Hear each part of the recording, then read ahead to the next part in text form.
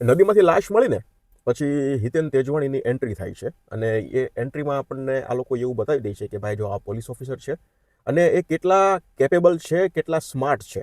એમની સ્માર્ટનેસ આપણને શરૂઆતમાં બતાવી દીધી. પણ જે રીતની સ્માર્ટનેસ શરૂઆતમાં બતાવી અને પછી આપણી અંદર એક એવો વહેમ ઊભો કરવામાં આવ્યો કે આ જે ઓફિસર્સ છે એ ખૂબ જ કેપેબલ છે અને જબરજસ્ત છે.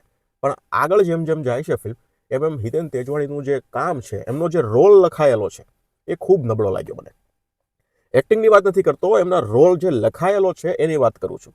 જે લખાયો છે એ પ્રમાણમાં હિતેનભાઈએ કામ જે કર્યું છે એ સરસ કર્યું છે, પણ આમ ફીલ નથી આવતી એમના રોલમાં.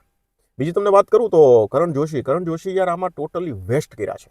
હવે આ પાત્રમાં ખબર નહીં કરણભાઈએ હા શું કામ પાડી અને આ લોકોએ કરણભાઈને આમાં લીધા શું કામ. આની જગ્યાએ કોઈ પણ પાત્ર હોત ને કોઈ પણ તો પણ ચાલી જાત. અહીંયા કરણભાઈને ટોટલી વેસ્ટ કર્યા છે. સુચેતાબેનની વાત કરું તમને તો સુચેતાબેન અહીંયા અનએક્સપેક્ટેડ. એમનું જે કામ છે, એમનો જે રોલ છે, એમના જે એક્સપ્રેશન છે અને રોલનું જે મહત્વ છે ફિલ્મમાં જબરજસ્ત. અહીંયા આ કાસ્ટિંગમાં સુચેતાબેન સિવાય કદાચ કોઈને આપણે વિચારી ના શકીએ. એમની જે ડાયલોગ ડિલિવરી છે એની તમે શરૂઆતમાં ફિલ્મ શરૂ થશે ને સ્પેશિયલી ફર્સ્ટ હાફમાં સુચેતાબેનની તમે એક્ટિંગ જોશો ને તમને એમ થઈ જાય ઓહો, આ એ જ વ્યક્તિ છે જેણે ગુજરાતી મેટ્રીમોનીમાં આટલો સિરિયસ રોલ કરેલો. અને ઇન્ટરવલ પછી તો ભાઈ એમના જે પત્તાઓ ખુલે છે જબરજસ્ત. સુચેતાબેનનું કામ જબરજસ્ત છે. શ્રદ્ધા ડાંગરની વાત કરીએ તો શ્રદ્ધા ડાંગર છે ને હજુ મને લાગે છે ગુજરાતી ફિલ્મ ઇન્ડસ્ટ્રીમાં એક અંડરરેટેડ એક્ટ્રેસ છે. આમ આ બેનને તમે હજુ આનાથી પણ ટફ રોલ આપશો ને તો એ આમ દાબા હાથે કરી નાખશે. ખૂબ જ એક બોલ્ડ, એક બ્યુટીફુલ, એક નકટી છોકરી કેવી હોય એ આ પાત્ર છે એ પ્રકારનું છે. તો એકદમ સરળતાથી અને એકદમ પરફેક્ટ રીતે અહીંયા તમે શ્રદ્ધાબેન સિવાય કદાચ કોઈને તો તમે વિચારો તો મને એવું લાગે છે કે માનસીબેન આવે, માનસી પારેખ. આ બે હિરોઈન સિવાય ત્રીજી કોઈ હિરોઈન ગુજરાતી ઇન્ડસ્ટ્રીમાં નથી જે આ રોલ કરી શકે. એટલે શ્રદ્ધાબેને પણ એકદમ પરફેક્ટ અને જબરજસ્ત કામ કર્યું છે.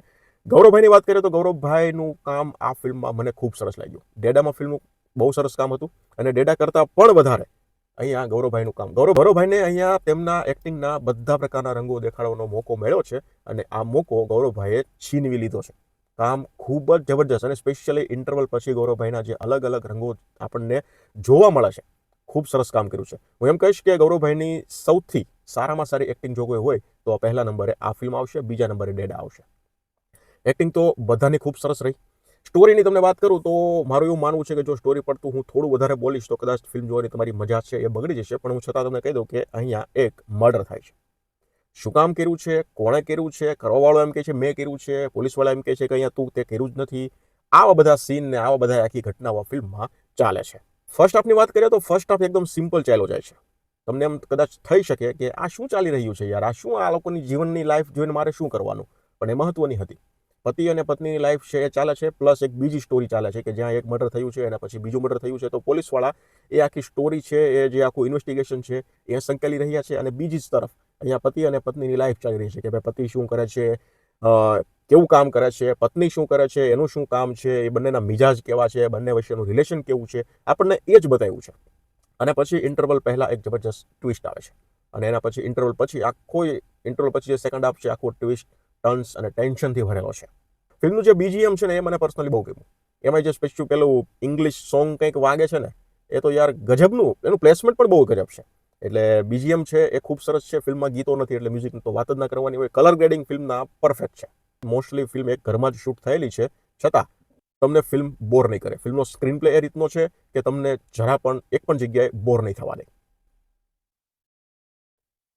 મારે ફરિયાદ એ છે કે યાર ફોરેન્સિક વાળા ક્યાં ગયા છે. પહેલું જ મર્ડર થાય છે, જે નદીમાં લાશ મળે છે, તો ત્યાં કેસ આખો સુલટાવવાનું કામ જે પોલીસ ઓફિસર કરે છે એટલે કે હિતેનભાઈ તેજવાણી કરે છે. તો આટલી બધી સ્માર્ટનેસ દેખાડવાની જરૂર ક્યાં હતી.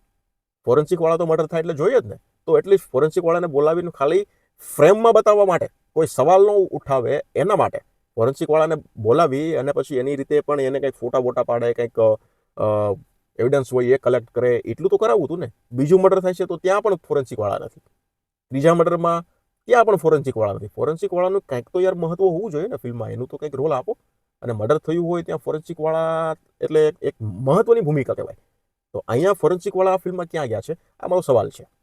કરું તો મોસ્ટલી આપણે પ્રિડિક્ટ કરવાનું અને મોસ્ટલી ટેન્શન ને થ્રિલ બધું સેકન્ડ હાફમાં જ છે. તો ક્યાંક કદાચ તમે કોઈક વસ્તુ પ્રિડિક્ટ કરી લેશો. એટલે અમુક જે સીન્સ છે, અમુક જે એલિમેન્ટ છે એ કદાચ તમે પ્રિડિક્ટેબલ લાગી શકે છે. મને પ્રોબ્લેમ ક્યાં લાગ્યો ખબર છે? સસ્પેન્સ ખુલે, કોઈ પણ મિસ્ટ્રી ફિલ્મ હોય, મર્ડર મિસ્ટ્રી ફિલ્મ હોય, એનું સસ્પેન્સ ખુલે એટલે એકવાર તો દર્શકોના મનમાં એમ થવું જોઈએ કે હોય યાર આ તો મેં વિચાર્યું જ નહોતું. એટલે અહીંયા એટલી બધી ઇફેક્ટ નથી આવતી. જ્યારે પત્તાઓ ખુલે છે, જ્યારે સસ્પેન્સ ખુલે છે, ત્યારે અહીંયા મેકર્સ દર્શકોના મનમાં એ ઇફેક્ટ લાવવામાં કંઈક ને કંઈક થોડા ફેલ થયા છે. અને બીજી વસ્તુ, એ સસ્પેન્સ ખુલતા હોય છે ને ત્યારે જે ઘટનાઓ તમારી સામે આવે ને ત્યારે તમને કદાચ એવું પણ થઈ શકે કે આ તો કઈ રીતે પોસિબલ બને, આવું થોડું હોય, આવું પણ કદાચ લાગી શકે. પણ છતાં આ ફિલ્મનું સસ્પેન્સ જે રીતે ધીમે ખુલે છે, ક્લાઇમેક્સની જસ્ટ પહેલા એક સસ્પેન્સ ખુલે પછી તમને કદાચ એમ થાય કે ઓહો આ સસ્પેન્સ તો ખુલી ગયો, આનું શું હશે. પણ ક્લાઇમેક્સમાં પણ એક બીજું જે ટ્વિસ્ટ નાખવામાં આવ્યું છે એ તો તમને વધારે ઇમ્પ્રેસ કરશે. તો ઇન શોર્ટ વાત કરીએ તો ફેમિલી સાથે જોવા એવી ફિલ્મ છે. તમને જો મર્ડર મિસ્ટ્રી થ્રિલર ગમતું હોય તો આ ફિલ્મ એકવાર ટ્રાય કરાય એવી તો છે. અને ફિલ્મની લંબાઈ પણ એટલી બધી નથી. ફિલ્મનો સ્ક્રીન પ્લે પણ એટલો સારો છે કે તમે એક પણ જગ્યાએ બોર નહીં થાવ.